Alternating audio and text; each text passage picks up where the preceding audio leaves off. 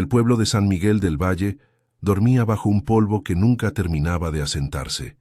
Las casas de adobe se apretujaban como ancianos cansados contra las laderas, y las calles de tierra roja llevaban el mismo color del barro que los campesinos traían en las botas.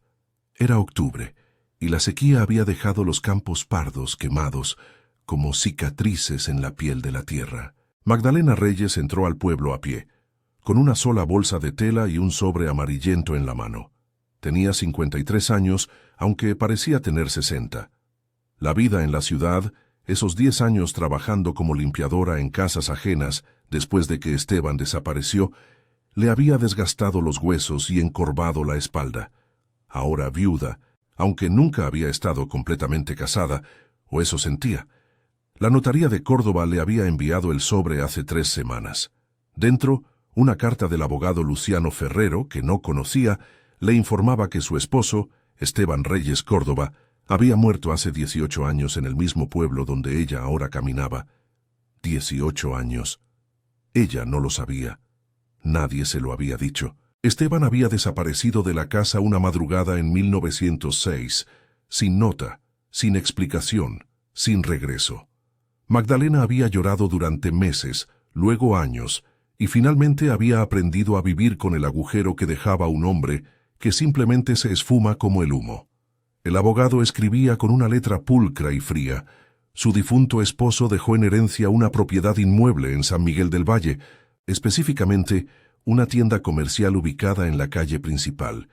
Dado que no existe testamento formal, como viuda legítima, usted es la heredera legal de todos los bienes. La propiedad ha estado cerrada durante los últimos 18 años.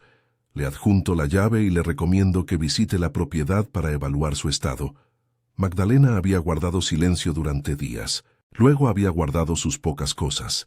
Había recibido sus últimos sueldos de la familia Monteverde y había tomado el tren a las sierras. Ahora estaba aquí, en el pueblo que Esteban nunca le había mencionado, buscando una casa que nunca supo que existía. La calle principal era más bien un camino ancho.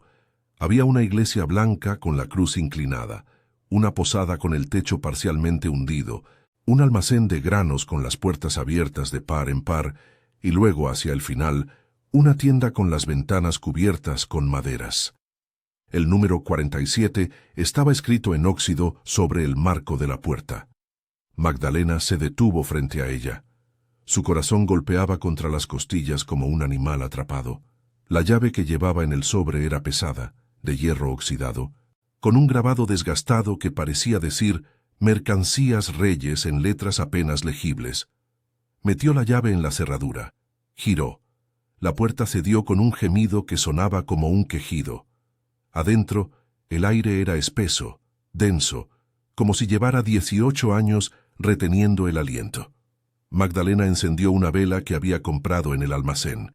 La luz parpadeante reveló un espacio que parecía suspendido en el tiempo. Estantes de madera oscuros, todavía cargados de frascos, cajas, telas enrolladas. Había un mostrador largo con un registro de ventas cerrado. Las arañas habían tejido sus catedrales en los rincones. El polvo cubría todo como una sábana gris.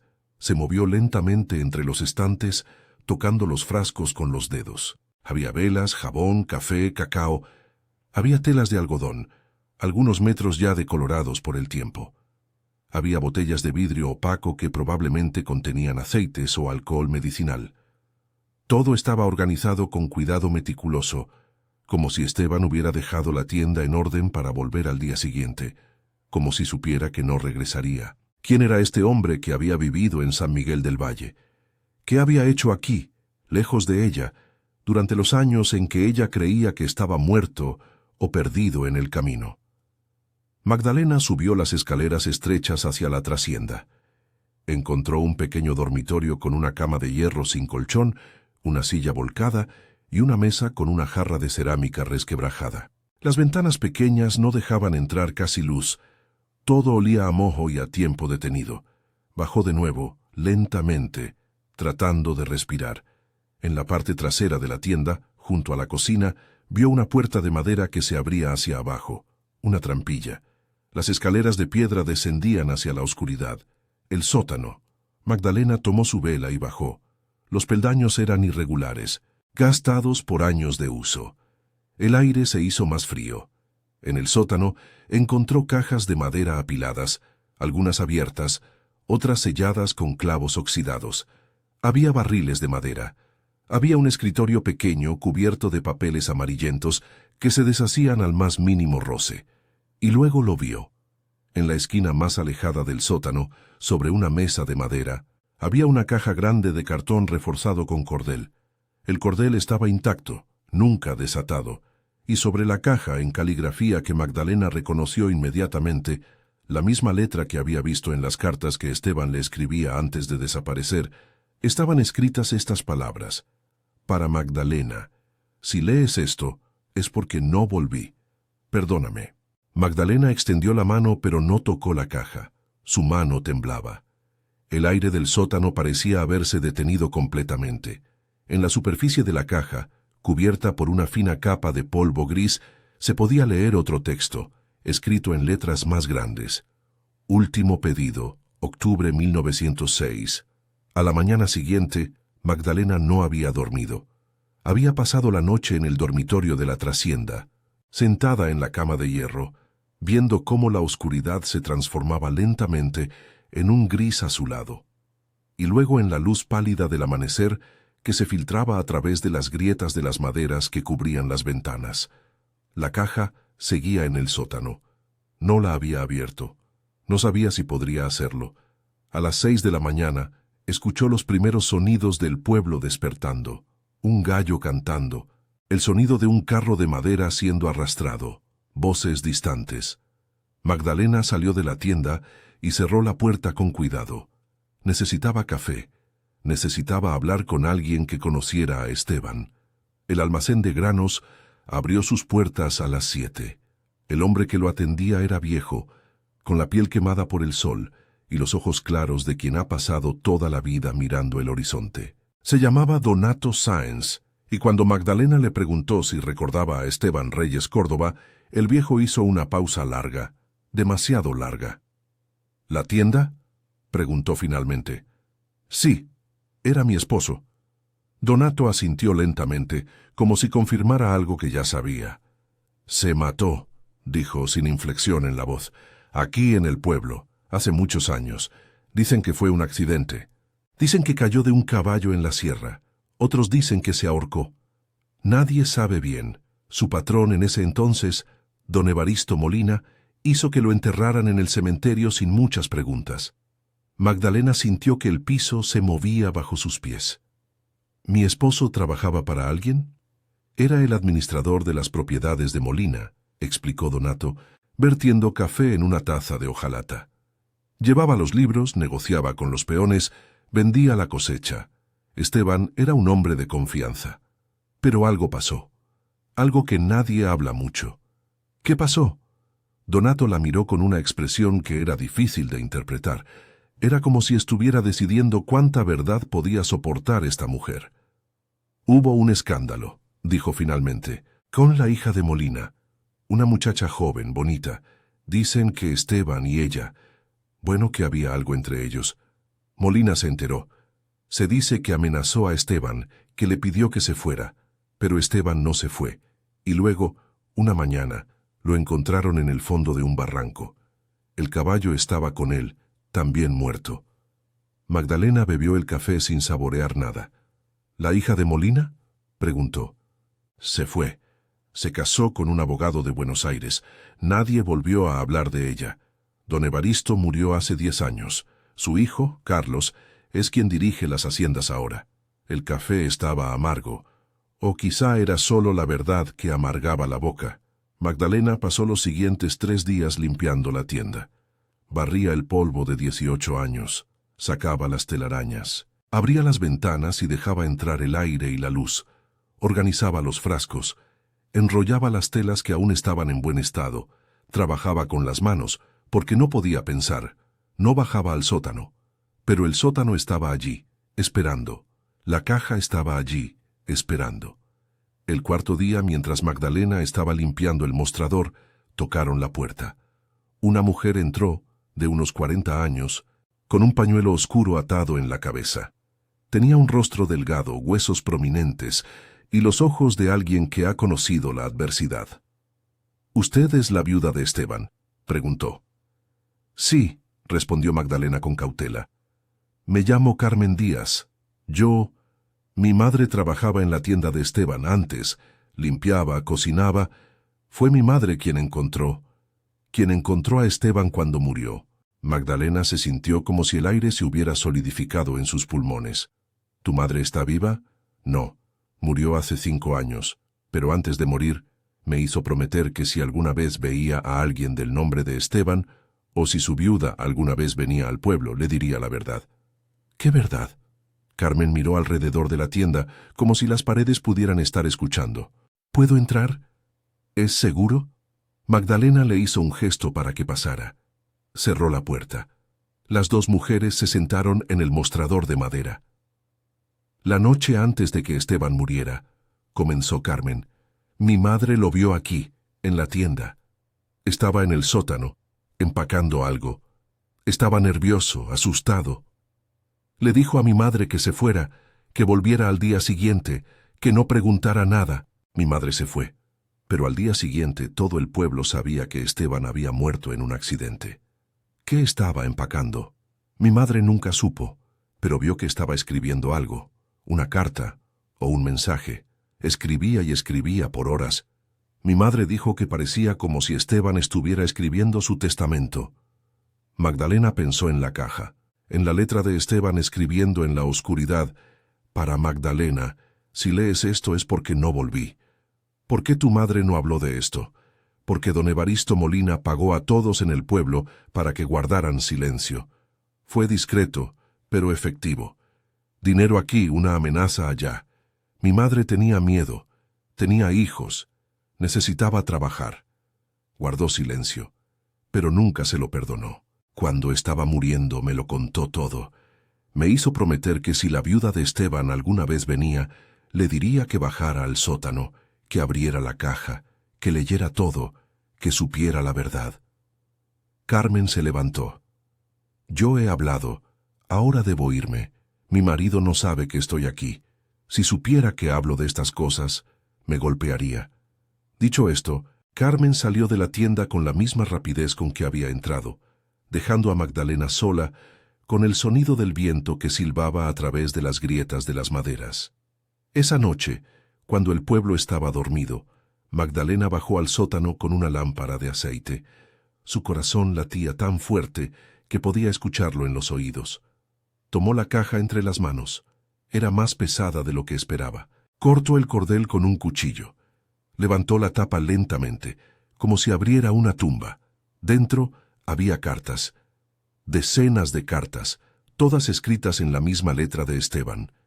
Y debajo de las cartas había un registro de contabilidad, un libro grueso de páginas amarillentas, y debajo del libro había un objeto envuelto en tela oscura.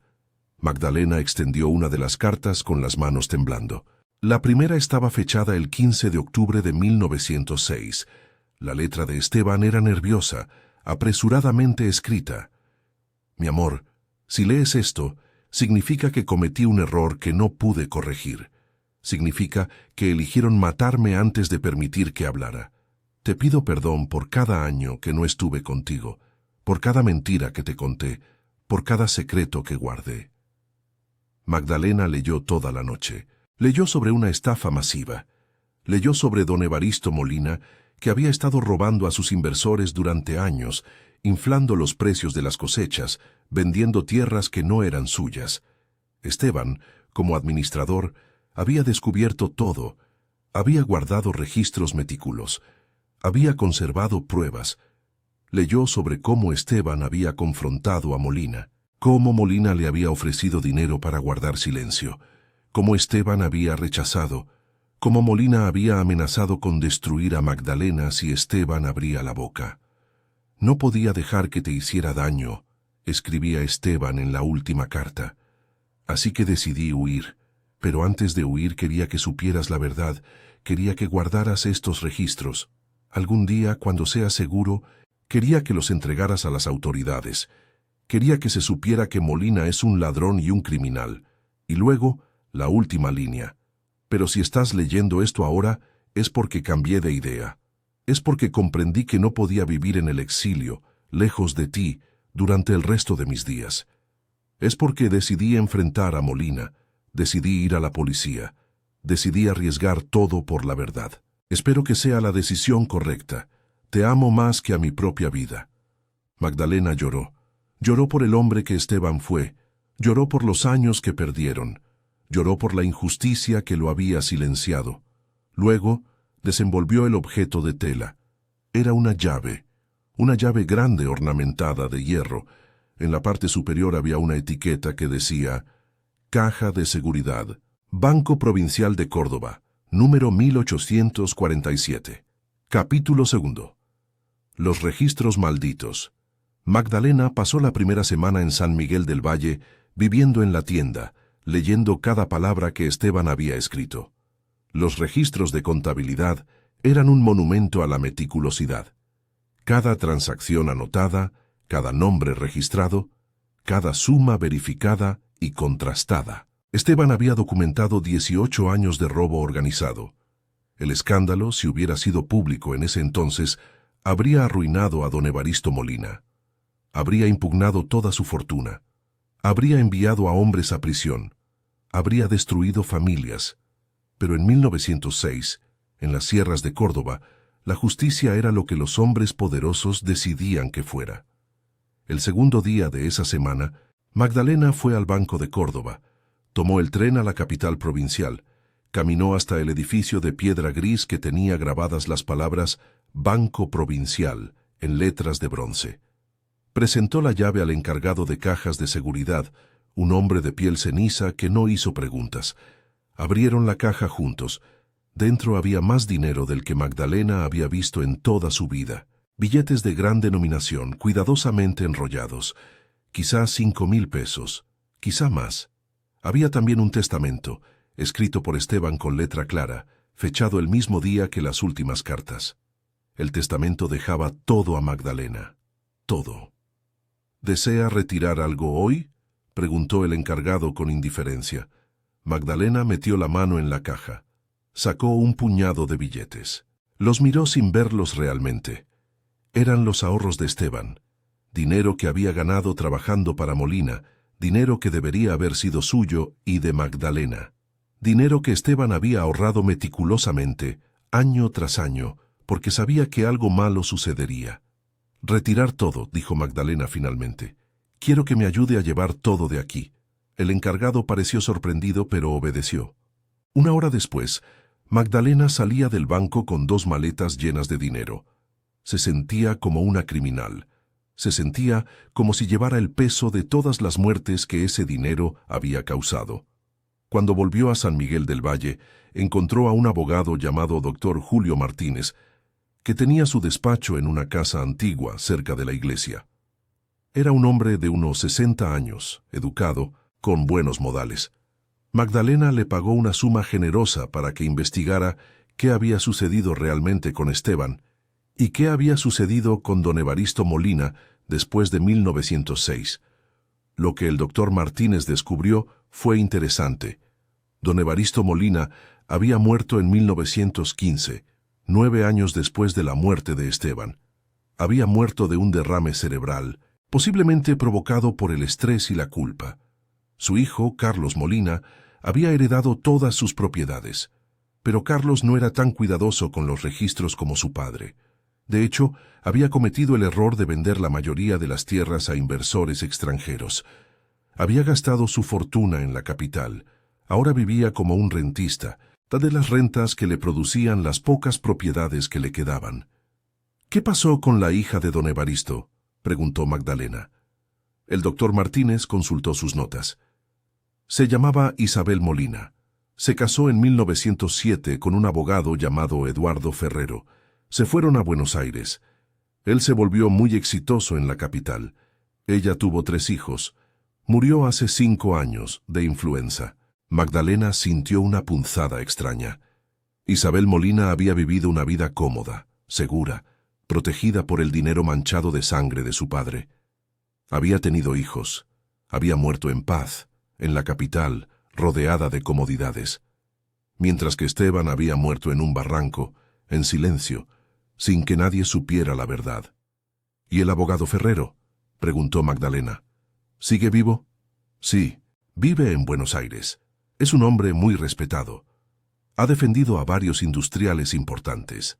Tiene oficinas en la avenida Alvear. Esa noche, Magdalena escribió una carta al doctor Eduardo Ferrero. La carta era breve. Simplemente le decía que ella era la viuda de Esteban Reyes Córdoba y que tenía información importante que compartir sobre la muerte de su esposo. Le pedía que respondiera a la dirección del pueblo, al cuidado de la tienda Mercancías Reyes. No esperaba respuesta, pero 3 semanas después llegó un telegrama de Buenos Aires. Iré a San Miguel en 2 semanas. Tenemos mucho de qué hablar. Ferrero.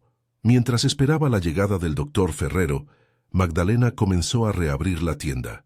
Fue un acto de defensa contra la incertidumbre. Limpió el mostrador. Organizó los estantes. Vendía a los pocos clientes que pasaban por la puerta. Una botella de aceite, 1 metro de tela, un frasco de café. El pueblo la miraba con curiosidad. Nadie sabía quién era, pero todos sabían que algo extraño estaba sucediendo. Un día, mientras estaba barriendo el frente de la tienda, un hombre se detuvo en la puerta. Tenía unos 60 años, con un traje de lino beige y un bastón de caña con empuñadura de plata. Sus ojos eran fríos, evaluadores. ¿Usted es la viuda de Esteban?, preguntó. Magdalena sintió el aire cambiar. Supo inmediatamente quién era. ¿Usted es Carlos Molina? El hombre sonrió sin calor. Exacto. Me han dicho que ha estado haciendo preguntas, que ha estado hablando con gente, que está abriendo viejas heridas. Estoy abriendo mi tienda, respondió Magdalena con calma que no sentía. Es mi propiedad ahora. Esto es lo que hago. «¿Su tienda?», repitió Carlos mirando alrededor. «Sí, mi padre fue muy generoso con Esteban. Le permitió que viviera aquí, que manejara la tienda, que ganara dinero. Y así es como Esteban lo repagó, con ingratitud». Ingratitud. Magdalena sintió que la rabia se encendía en su pecho. ¿Es eso lo que llama a robar a sus inversores? El rostro de Carlos se endureció. Tenga cuidado, señora. Las palabras pueden ser peligrosas, especialmente en un pueblo pequeño donde los accidentes suceden. ¿Como el accidente de mi esposo?, preguntó Magdalena.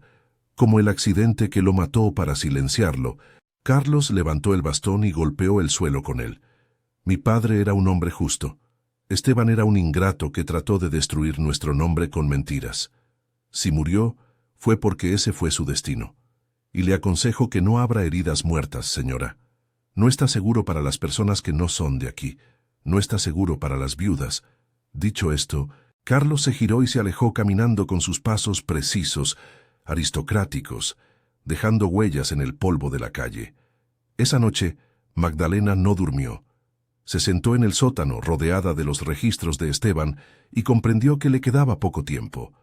Carlos Molina no era un criminal abierto como su padre, pero era un hombre que sabía cómo manejar las amenazas, y Magdalena era una amenaza potencial. Guardó los registros de contabilidad en una bolsa de cuero. Guardó las cartas, guardó el testamento. Lo metió todo en un baúl y lo enterró en el sótano, bajo las piedras del piso, en un lugar que solo ella conocía. Luego, escribió un mapa detallado de dónde estaba escondido. Lo puso en un sobre cerrado y lo guardó en un lugar seguro. Cuando el doctor Ferrero llegó a San Miguel del Valle, Magdalena ya tenía todo preparado. El doctor Eduardo Ferrero era un hombre de 70 años, con el cabello completamente blanco y el rostro de alguien que ha pasado la vida leyendo libros y escribiendo argumentos legales. Llegó en un coche tirado por caballos, con su maleta de cuero y su dignidad intacta. Magdalena lo recibió en la tienda. Cerraron la puerta. Se sentaron en el sótano, rodeados de cajas viejas y recuerdos de Esteban.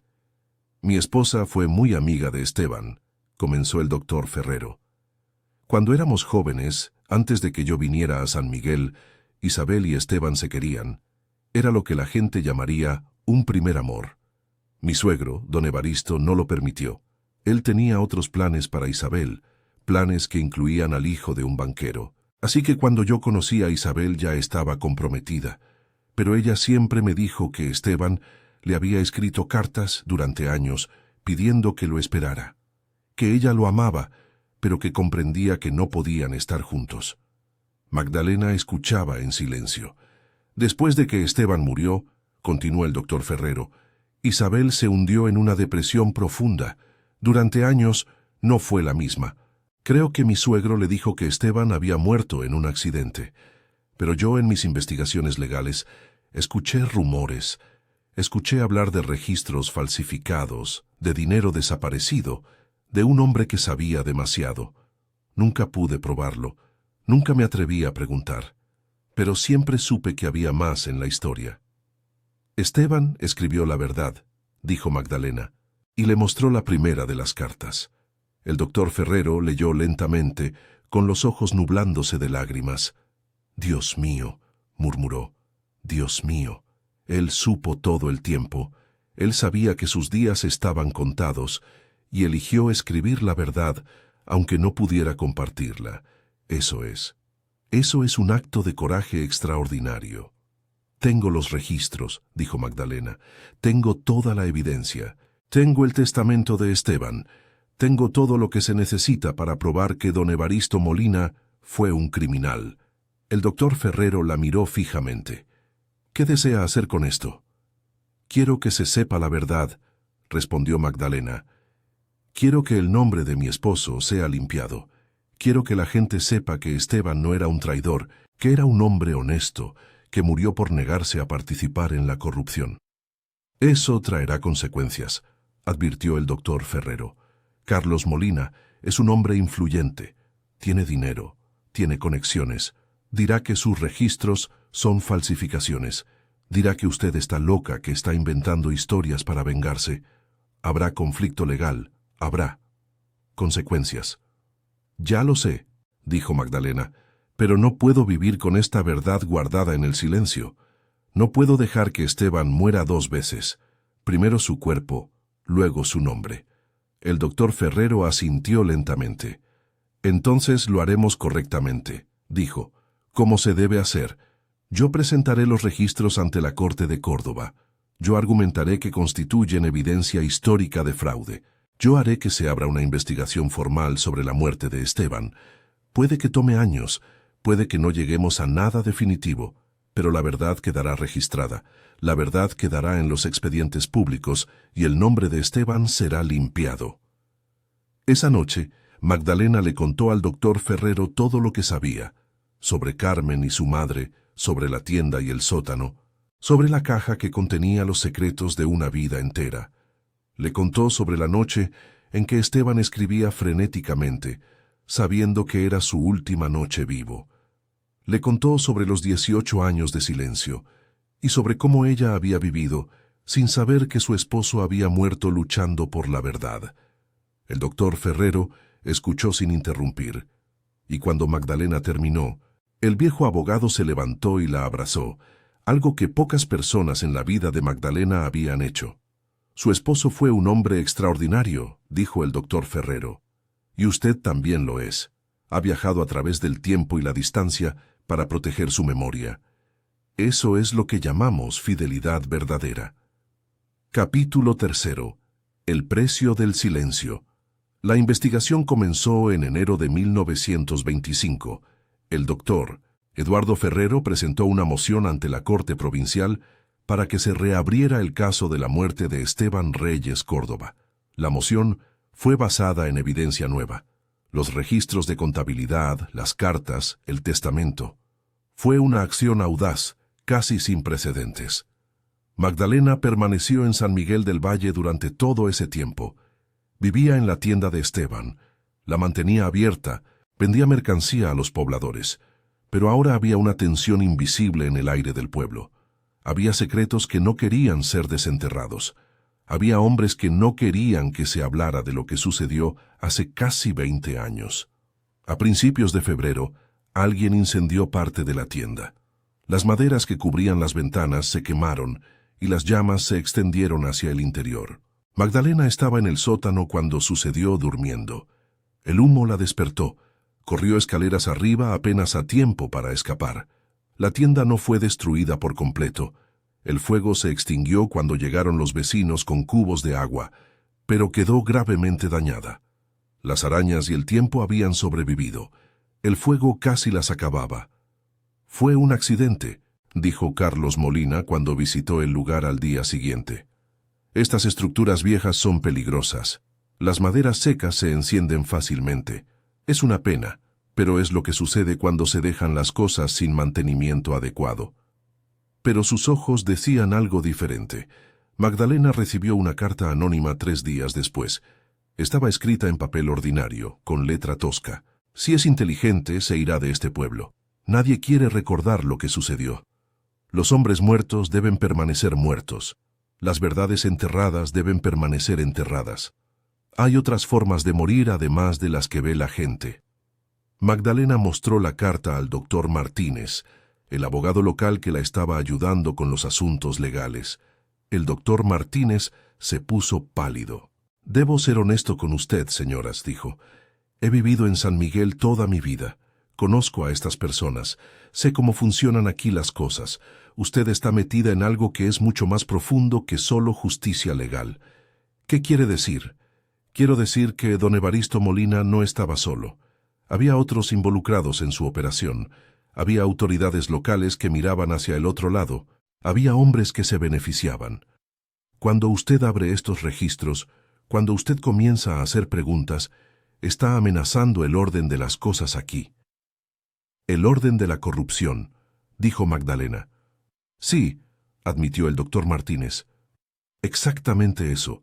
Y los hombres que se benefician de la corrupción no renuncian fácilmente, no tienen límites morales. Si sienten que están siendo amenazados, harán lo que sea necesario para protegerse». Magdalena pasó un mes reparando la tienda. Utilizó parte del dinero que había retirado del banco para contratar obreros. Reemplazó las maderas quemadas, pintó las paredes, restauró los estantes dañados. Y mientras trabajaba, observaba a los hombres que pasaban por la calle, observaba cómo miraban la tienda, observaba cómo sus ojos se encontraban brevemente con los de ella y luego se apartaban con una mezcla de miedo y advertencia. A mediados de marzo, el doctor Ferrero visitó nuevamente San Miguel del Valle. Traía noticias de la corte. «La moción fue aceptada», dijo sentándose en la tienda. «La corte ha decidido abrir una investigación formal sobre la muerte de Esteban Reyes Córdoba. Han enviado un investigador especial a San Miguel para recopilar testimonio. La investigación tomará meses, quizá años, pero el proceso legal ha comenzado». «¿Eso significa que se reabrirá el caso?», preguntó Magdalena. «Significa que se revisarán todas las evidencias. Significa que se interrogará a los testigos que aún viven. Significa que la muerte de Esteban será considerada potencialmente un homicidio, no un accidente. Es un primer paso importante». «¿Y Carlos Molina?» «Carlos está buscando sus propios abogados. Está preparando su defensa. Pero, Magdalena, debo decirle algo importante. Esto no puede terminar bien para usted». Magdalena lo miró sin comprender. «Aunque la investigación legal sea exitosa», continuó el doctor Ferrero, «aunque logremos demostrar que don Evaristo fue un criminal, aunque la verdad sea registrada en los expedientes públicos, usted seguirá siendo una mujer que vive en un pueblo donde tiene enemigos, enemigos poderosos, enemigos que no olvidarán lo que hizo, y que no dejarán que lo que hizo sea olvidado». «¿Está sugiriendo que me vaya?», preguntó Magdalena. «Estoy sugiriendo que comprenda el precio de la verdad», respondió el doctor Ferrero, «y que considere si ese precio es uno que pueda pagar durante el resto de su vida». Magdalena pasó la noche en el sótano, rodeada de los registros de Esteban. Leyó nuevamente sus cartas. Leyó nuevamente sus palabras. «Espero que sea la decisión correcta. Te amo más que a mi propia vida». Esteban había elegido la verdad, aunque le costara la vida. Magdalena no podía hacer menos que lo mismo. El investigador especial, un hombre joven llamado Dr. Sebastián Rodríguez, llegó a San Miguel del Valle a finales de marzo. Pasó una semana en el pueblo, entrevistando a cualquiera que recordara los eventos de 1906. Habló con Donato Sáenz, el dueño del almacén. Habló con Carmen Díaz, la hija de la mujer que había trabajado en la tienda de Esteban. Habló con el sacerdote del pueblo, que recordaba a Esteban como un hombre callado pero honrado. Habló también con Magdalena, durante varias horas, en la trastienda de la tienda, rodeados de los registros que Esteban había cuidadosamente documentado. «Estos registros son extraordinarios», dijo el doctor Rodríguez, hojeando las páginas. «Son tan meticulosos, tan precisos. Es difícil creer que no fueron presentados como evidencia en 1906. Fueron escondidos», explicó Magdalena. «Esteban los escondió porque sabía que si salían a la luz, lo matarían». «¿Y eso sucedió?» «Eso sucedió», el doctor Rodríguez anotó en su libreta. «Hay un problema», dijo finalmente. «Aunque estos registros demuestren que don Evaristo Molina cometió fraude, no demuestran directamente quién mató a Esteban. El que Esteban haya desaparecido la noche antes de que fuera encontrado muerto es sugestivo, pero no es prueba de asesinato». «¿Qué necesita?», preguntó Magdalena. «Necesitaría un testimonio. Alguien que estuviera presente cuando Esteban murió. Alguien que viera quién lo mató, o alguien que supiera por qué fue matado». Magdalena pensó en Carmen, pensó en lo que su madre había visto. «¿Y si alguien confesara?», preguntó. «¿Tiene a alguien en mente?». «No todavía», respondió Magdalena, «pero daré un paseo por el pueblo, hablaré con las personas. A veces la gente quiere hablar, solo necesitan alguien que escuche». Una semana después de que el doctor Rodríguez se fuera, Magdalena recibió la visita de un hombre que no esperaba.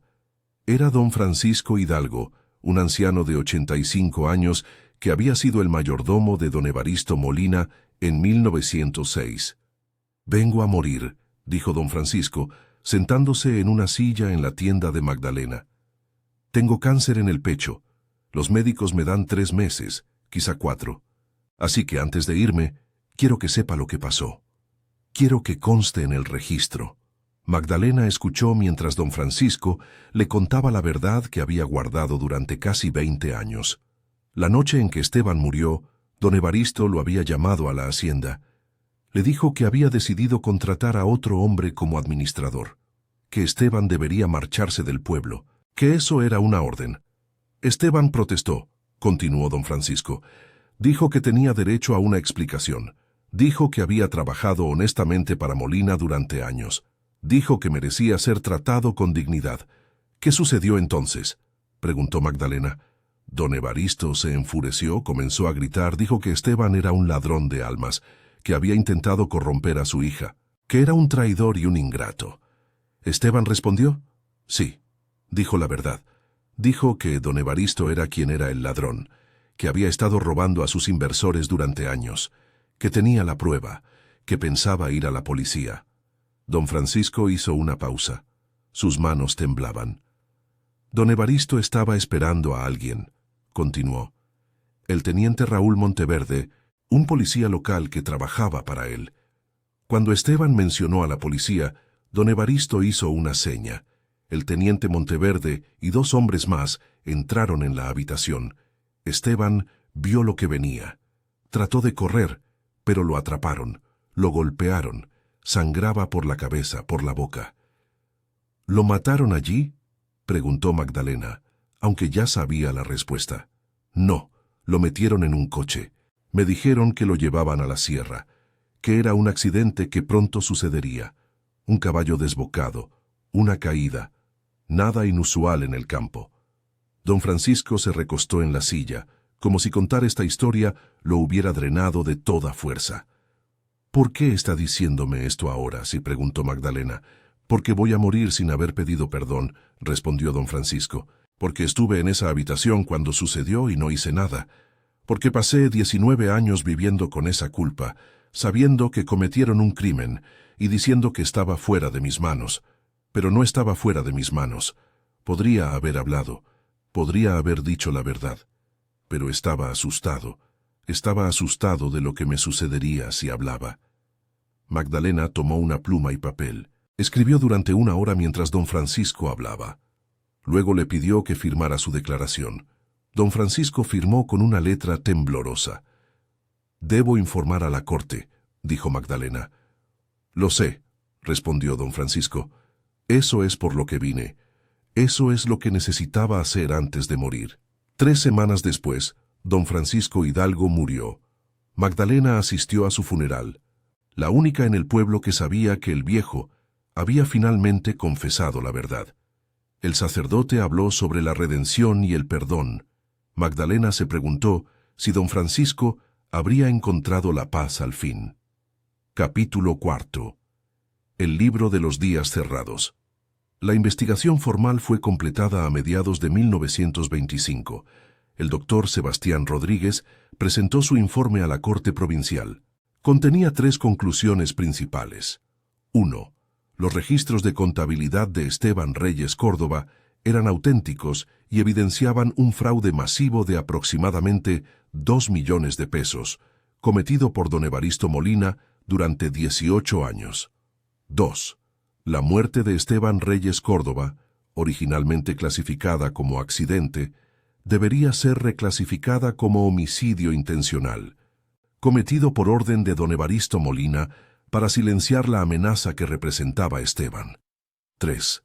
Aunque don Evaristo Molina ya estaba muerto, se recomendaba abrir una investigación criminal en torno a don Carlos Molina, su hijo, por potencial encubrimiento del crimen y obstaculización de la justicia.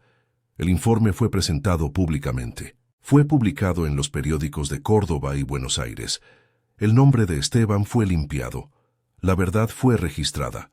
Carlos Molina contrató a los abogados más caros de Buenos Aires. Argumentó que no tenía conocimiento de los crímenes de su padre, que él era apenas un joven cuando sucedieron estos eventos, que era injusto culparlo por los pecados de su padre. Pero la presión social fue implacable. Los inversores que habían sido estafados durante años comenzaron a reclamar compensación. Se iniciaron juicios civiles. El nombre de Molina fue asociado con la corrupción durante décadas. Carlos vendió lo que le quedaba de las haciendas. Se mudó a Buenos Aires. Desapareció del mundo público. La teniente Raúl Monteverde nunca fue encontrado. Se decía que había huido a Argentina, después de los eventos de 1906, y había desaparecido en la vastedad de las provincias. Magdalena permaneció en San Miguel del Valle. Con el dinero que había heredado de Esteban, Magdalena hizo algo que parecería un acto de locura a cualquiera que no comprendiera lo que realmente estaba pasando. Utilizó parte de su herencia para crear una escuela en el pueblo. Una escuela para los hijos de los pobres, de los campesinos, de la gente que no tenía recursos para enviar a sus hijos a la ciudad. Contrató a un maestro educado de Córdoba. Compró libros. Ayudó a construir un edificio de adobe con techo de paja y piso de tierra. Y luego cada mañana, los niños del pueblo venían a aprender a leer, a escribir, a contar. Donato Sáenz, el dueño del almacén, fue el primero en contribuir.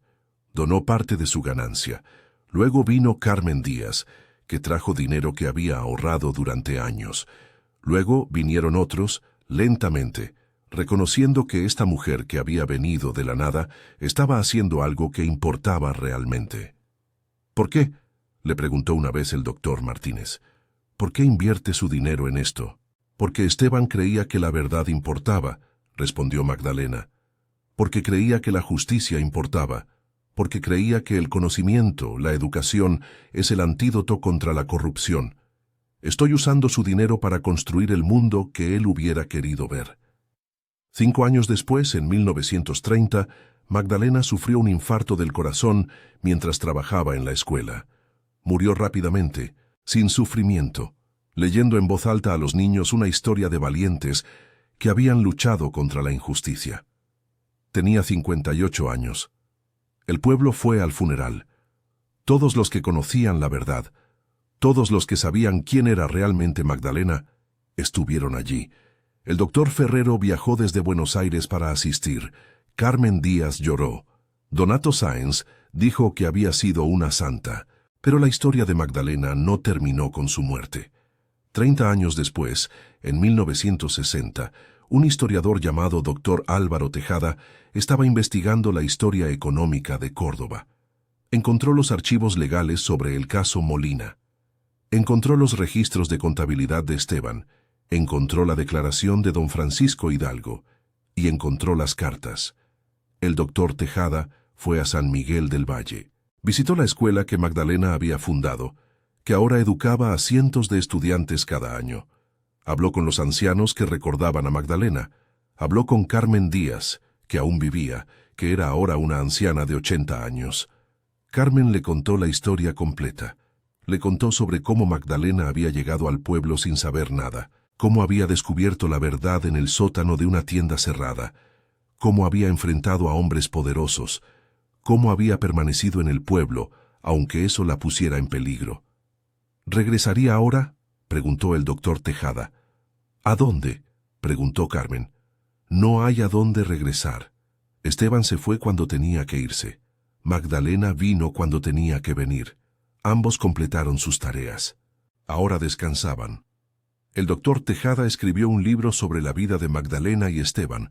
Se llamó La viuda heredó una tienda cerrada por décadas, y en el sótano descubrió el último pedido de su esposo. El libro se convirtió en un clásico de la literatura histórica argentina. Se enseña ahora en las universidades. Las generaciones de estudiantes han leído sobre la mujer que viajó a través del tiempo y la ignorancia para recuperar el nombre de su esposo. En el sótano de lo que fue la tienda de Esteban, ahora convertido en un pequeño museo, se pueden ver los registros de contabilidad. Se pueden ver las cartas de Esteban a Magdalena, nunca entregadas durante su vida, pero ahora abiertas para que todos las lean. Se puede ver la caja de cartón donde todo comenzó, vacía ahora, pero no menos poderosa. Hay una placa en la escuela que Magdalena fundó que dice, dedicada a Magdalena Reyes, quien comprendió que la verdad es el único monumento duradero que podemos construir. Y a Esteban Reyes Córdoba, quien escribió la verdad en la oscuridad, confiando en que algún día sería encontrada. En los años siguientes, historiadores y sociólogos estudiaron el caso Molina no como un simple crimen, sino como un símbolo de algo mucho más profundo. El silencio de un pueblo, la complicidad de las instituciones, la forma en que la verdad puede ser enterrada, pero nunca realmente destruida. Pero para aquellos que vivían en San Miguel del Valle, los descendientes de los niños que Magdalena educó, la historia tenía un significado más personal.